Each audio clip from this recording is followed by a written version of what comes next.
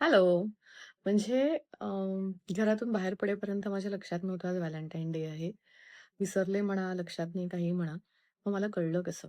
म्हणजे मी आता ऑफिसला येत होते आणि ऑफिसला येताना मॅचिंग कपडे असणारे कपल, हातात गिफ्ट असणारे कपल, गुलाबाची फुलं घेणारे कपल, असे कपल दिसले आणि मग आठवलं की अच्छा आज व्हॅलेंटाईन डे आहे. आता काही जण आजचा व्हॅलेंटाईन त्यातनं वीकेंड आलाय. त्यामुळे छान सेलिब्रेट करताना दिसतील. पण काही जण जे असतील, म्हणजे स्पेशली मिडल एज म्हणू शकतो. सगळ्यांच्या बाबतीत नाही ऑफकोर्स. पण ते घरी असतील, फोन स्क्रोल करत असतील, रील बघत असतील किंवा कोणाचं तरी बाहेर गेल्यानंतर कुठले कपल बघत असतील आणि त्याच्यावरून भांडत असतील. भांडत असतील म्हणजे कशा अर्थाने, की बघा आपल्यात तर काही उरलंच नाहीये. ते कसे व्हॅलेंटाईन डे साजरा करतायत आणि आपण काहीच करत नाहीये. आपण काय करतोय तर आपण घरी बसणार आहोत, घरातली कामं करणार आहोत, इतर इत्यादी, इत्यादी, इत्यादी.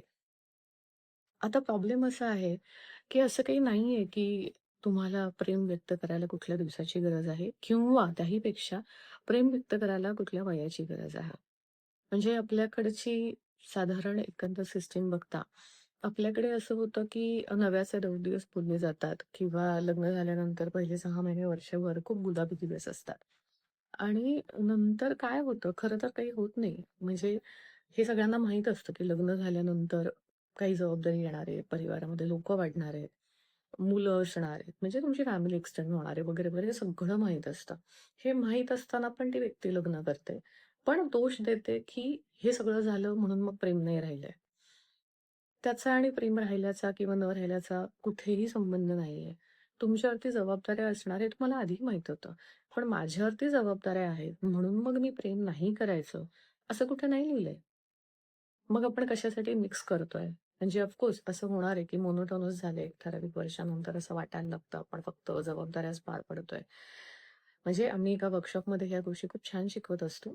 पण येस, आज व्हॅलेंटाईन डे आहे, तर किमान प्रेम सोडा, किमान आपण थँक म्हणू शकतो का? आपण कृतज्ञता व्यक्त करू शकतो का? अशा अनेक वेगळ्या-वेगळ्या गोष्टी आहेत.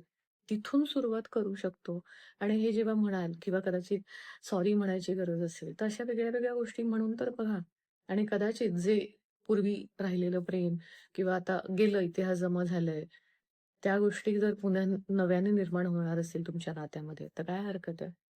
मग त्याच्यासाठी आजचा मुहूर्त तर आजचा मुहूर्त, काय फरक पडतो? बघा, ट्राय करून बघा आणि मला नक्की कळवा, की हे सगळं म्हटल्यानंतर तुमच्या पार्टनरची रिएक्शन काय आली. ठीक आहे? चलो. येस. बाय. Take care.